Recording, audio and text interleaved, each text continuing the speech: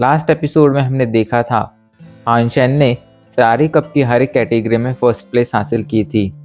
इस बात ने सभी को चौंका दिया था, लेकिन अब सब लोग समझ गए थे कि उन्हें बहुत जल्द ही अपना जीनियस मिलने वाला है।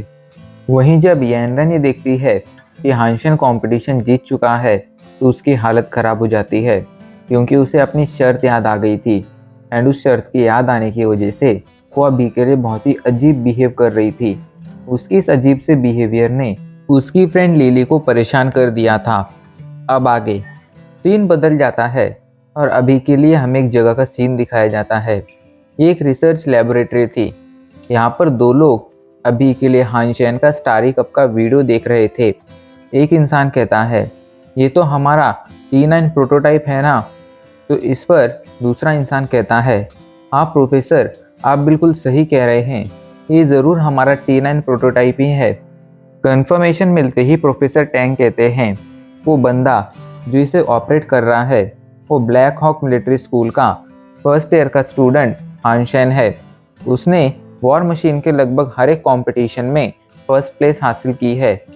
ये सुनकर जो दूसरा इंसान जिसका नाम इंचार्ज चैंग है वो सोच में पड़ जाता है और कहता है, क्या एक अनइवॉल्व इंसान सच में इतने अच्छे से हमारे T9 प्रोटोटाइप को कंट्रोल कर सकता है। तो इस पर प्रोफेसर कहते हैं, देखो, मुझे भी जब पता चला था तब मैं भी शॉक हो गया था, लेकिन ये मैच काफ़ी सारे लोगों ने देखा है। ऐसे में ये बात पूरी तरह से कंफर्म है कि ये बंदा ज़रूर हमारे T9 प्रोटोटाइप को ऑपरेट कर रहा था। और मुझे दूसरी बात ये पता चली है कि ये हानशेन नाम का जो ये लड़का है वो असल में क्विंजुआन के लोगों में से एक है।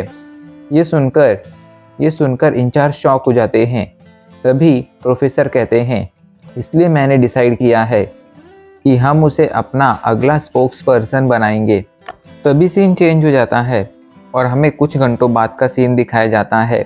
अभी के लिए यैनरन अजीब से कपड़ों में कहीं जा रही थी और हमें पता चलता है कि असल में अब से कुछ घंटों पहले यैनरन के पास हानशेन का कॉल आया था और उसने यैनरन को कहा था कि अब तुम्हें अपनी शर्त पूरी करनी होगी। यैनरन पहले तो नहीं करना चाहती थी, लेकिन वो अपने एग्रीमेंट से पीछे भी नहीं हट सकती थी, इसलिए सबसे छिपते छिपाते वो अभी के लिए यहाँ पर आई थी। वो काफ़ी ज़्यादा नर्वस थी क्योंकि हानशेन ने उसे कैफेटेरिया के एंट्रेंस पर बुलाया था। इस वजह से उसे अभी के लिए काफ़ी ज़्यादा चिंता थी कि कहीं कोई उसे वहाँ पर देख ना ले। कुछ ही पलों में वो हानशेन के पास पहुँच जाती है। हानशेन उसे देखकर कहता है, तुम बहुत जल्दी आ गई, लगता है तुम मुझे काफ़ी बुरी तरह से मिस कर रही थी। वैसे तुमने इतने अजीब कपड़े क्यों पहने हैं यैनरन। जैसे ही हानशेन यैनरन कहता है, यैनरन जल्दी से उसका मुंह बंद कर लेती है और गुस्से में कहती है, चुप रहो, अगर तुमने एक और बार चिल्लाया तो मैं तुम्हारा मुंह तोड़ दूंगी। अभी के लिए हानशेन का मुंह उसने बंद कर दिया था। उसके अचानक से इस एक्शन से हानशेन चौंक गया था। तभी यैनरन को कुछ याद आता है और वो हानशेन से पूछती है, मुझे तुमसे एक सवाल पूछना है, आखिर हमारे ब्लैक हॉक मिलिट्री स्कूल के सर्वर पर तुम्हारा हेवन एंड गेम के लिए आईडी नेम क्या है। तो इस पर हानशेन मुस्कुराते हुए कहता है, माई जीएफई यैनरन के अलावा क्या और कोई आईडी नेम हो सकता है। तो यैनरन को अब ये बात कंफर्म हो जाती है कि हानशेन ही वो बंदा है जो माई जीएफई यैनरन ये आईडी ओन करता है। तभी हानशेन कहता है, यैनरन अब समय आ गया है अपना प्रॉमिस पूरा करने का, तुम अपने प्रॉमिस से भाग नहीं सकती हो। तो इस पर यैनरन कहती है, मैं अपना प्रॉमिस कभी नहीं तोड़ती हूँ। और इससे पहले कि वो आगे कुछ कह पाती, हानशेन उसके काफ़ी क्लोज आ जाता है। वो वहाँ से भागना चाहती थी, लेकिन हानशेन ने उसे काफ़ी टाइटली पकड़ा था, इस वजह से वो भाग भी नहीं सकती थी। अभी वो लोग किस कर ही रहे थे, तभी वहाँ पर कुछ लोग आ जाते हैं। इनमें से एक यैनरन की फ्रेंड लिली भी थी, जो उन दोनों को पब्लिक प्लेस पर ऐसा करता देख गुस्से में कहते हैं, आखिर तुम दोनों यहाँ पर क्या कर रहे हो। क्या तुम्हें समझ नहीं आता है कि एक पब्लिक प्लेस है और तुम्हें यहाँ पर ऐसा नहीं करना चाहिए। ये देखकर हानशेन जल्दी से यैनरन को कवर कर लेता है। लिली और वो दोनों लड़कियाँ इन दोनों की कंप्लेंट करने वहाँ से चली जाती हैं, लेकिन उन तीनों में से कोई भी नहीं पहचान पाया था कि ये दोनों कोई और नहीं बल्कि हानशेन और यैनरन हैं। हानशेन को जल्दी से यैनरन दूर करती है और वहाँ से भाग जाती है। अभी के लिए हानशन भी वहाँ से अपने कमरे में आ जाता है और मन ही मन कहता है, ये लड़की काफ़ी ज़्यादा शर्मीली है, मुझे उसके साथ और ज़्यादा समय बिताना चाहिए। हानशन थोड़ी देर रेस्ट करता है और फिर वहाँ से सीधा टेलीपोर्ट होकर स्टील आर्मर बेस आ जाता है। स्टील आर्मर बेस आकर जब वो अपने पेट को देखता है तो चौंक जाता है, क्योंकि उसका पेट म्याउथ अब इवॉल्व हो चुका था। हानशन म्याउथ को इवॉल्व देखकर काफ़ी ज़्यादा चौंक गया था। वो काफ़ी ज़्यादा खुश भी था। वो जल्दी से म्याउथ को अपना अपग्रेड फॉर्म दिखाने के लिए कहता है और उसका अपग्रेड फॉर्म देखकर तो हानशन की आंखें खुली की खुली रह जाती हैं, क्योंकि म्याउथ का अपग्रेड फॉर्म असल में एक ब्लैक कलर का टाइगर था। ये टाइगर काफ़ी ज़्यादा बड़ा था और इसकी पावर अच्छी तरह समझी जा सकती थी, क्योंकि ये एक स्केयर्ड रैंक का पेट था। और ख़ास बात ये थी कि इसके पास जो एबिलिटी थी वो कॉम्बैट एबिलिटी थी। ऐसे में हानशन को आगे चलकर शिकार में काफ़ी ज़्यादा मदद मिलने वाली थी।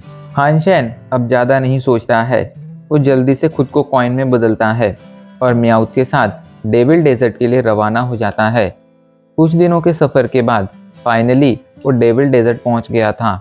म्याउथ की स्पीड ने उसे भी चौंका दिया था, क्योंकि म्याउथ की स्पीड एक म्यूटेंट रैंक की सवारी से कई गुना ज़्यादा थी।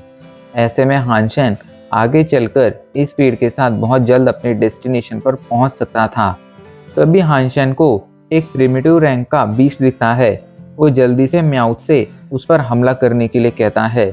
ऑर्डर मिलते ही म्याउथ तुरंत जाकर उस पर हमला कर देता है और उसके एक ही हमले में वो प्रिमिटिव रैंक का सैंड स्नेक मारा जाता है।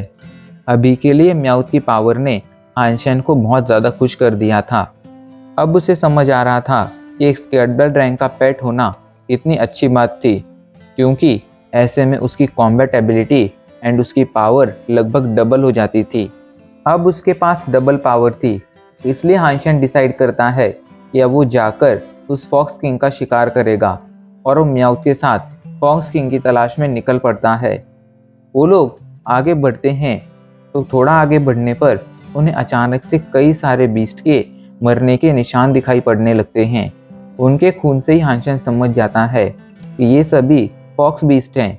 हानशन थोड़ा और आगे बढ़ता है, क्योंकि वो जानना चाहता था कि आखिर ऐसा कौन है जो अभी के लिए इन बीस्ट को मार रहा है।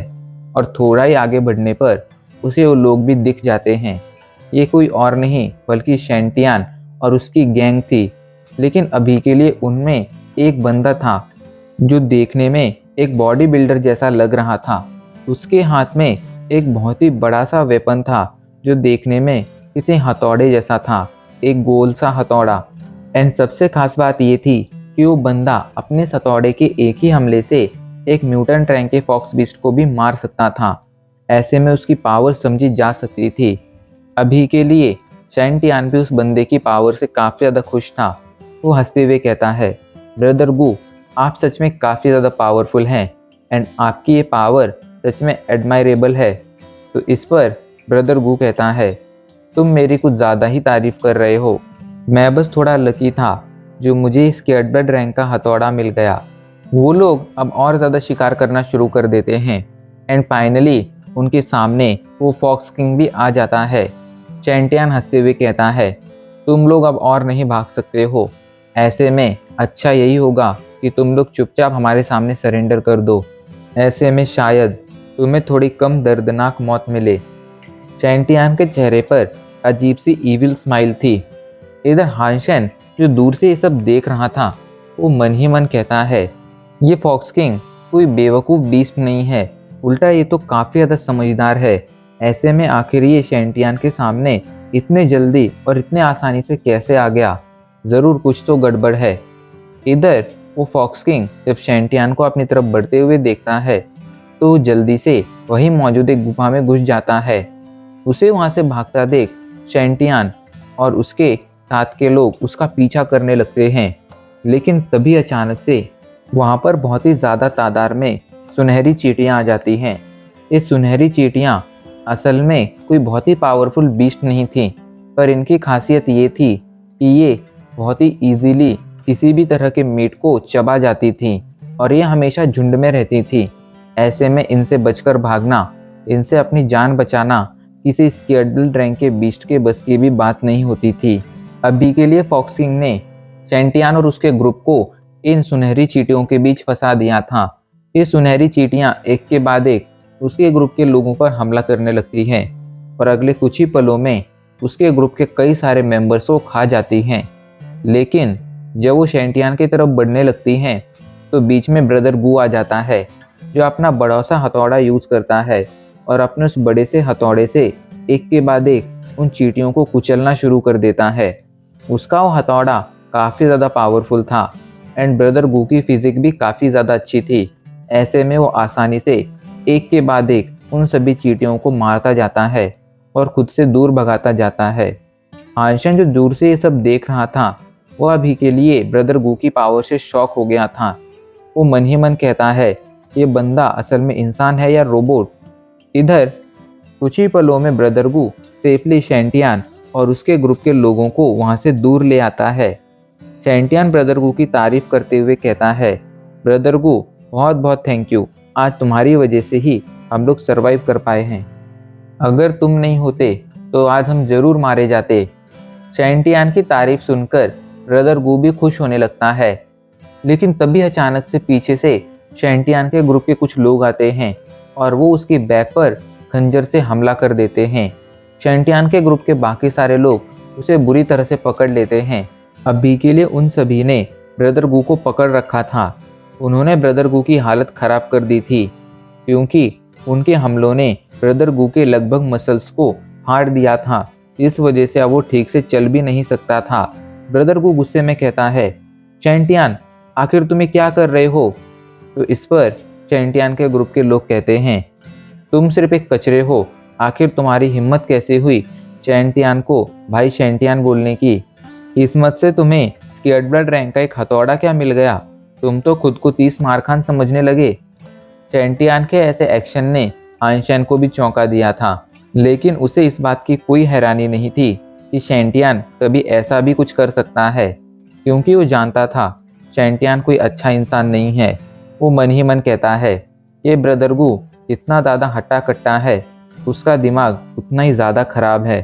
वो असल में कभी समझ ही नहीं पाया कि शैंटियन बस उससे उसका हथौड़ा हासिल करना चाहता है।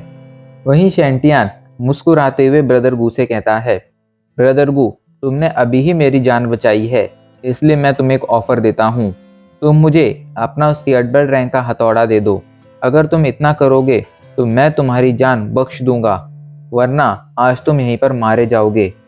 तो इस पर ब्रदर को गुस्से में कहता है, चाहे कुछ भी हो जाए, चाहे तुम मुझे मार ही क्यों ना डालो, पर मैं तुम्हें वो हथौड़ा नहीं दूंगा। ये सुनते ही शैंटियन अपने ग्रुप के मेंबर को ब्रदर गू की पिटाई करने के लिए कहता है और उसके ग्रुप के मेंबर एक के बाद एक ब्रदर गू को बुरी तरह से पीटना शुरू कर देते हैं। इधर हानशन जो दूर से ये सब देख रहा था, वो थोड़ा सोच में पड़ जाता है, लेकिन फिर वो डिसाइड करता है कि वो ब्रदर गू की जान बचाएगा। आखिर दुश्मन का दुश्मन दोस्त होता था। हानशन जल्दी से म्याऊथ को एक अलग डायरेक्शन में भागने के लिए कहता है, तो म्याऊथ उस डायरेक्शन में भागने लगता है।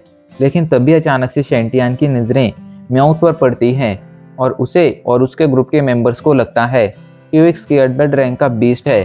शैंटियन ज़्यादा कुछ सोचे समझे बिना अपने ग्रुप के बहुत सारे लोगों के साथ उस बीस्ट के पीछे जाने लगता है, लेकिन उसने अपने ग्रुप के 2 मेंबर्स को अभी के लिए ब्रदर गू के पास छोड़ रखा था ताकि वो लोग ब्रदर गू पर नज़र रख सकें।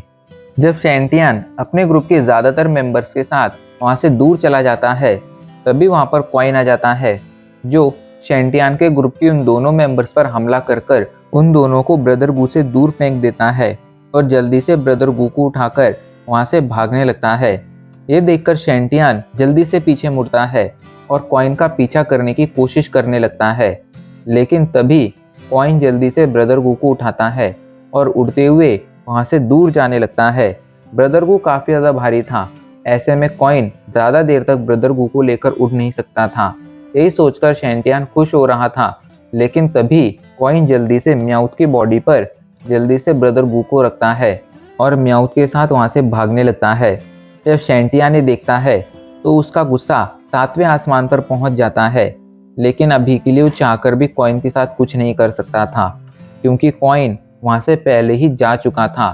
उसकी नफरत अब कॉइन के लिए और ज़्यादा बढ़ चुकी थी, क्योंकि पहले तो कॉइन ने उससे कई तरह की उसकी बीज तो चुराई थी और साथ ही साथ आज उसका ये शिकार भी चुरा रहा था। इस वजह से अभी के लिए वो काफ़ी ज़्यादा गुस्से में था और उसने कसम खा ली थी कि जब भी उसे मौका मिलेगा वो कॉइन को जिंदा नहीं छोड़ेगा।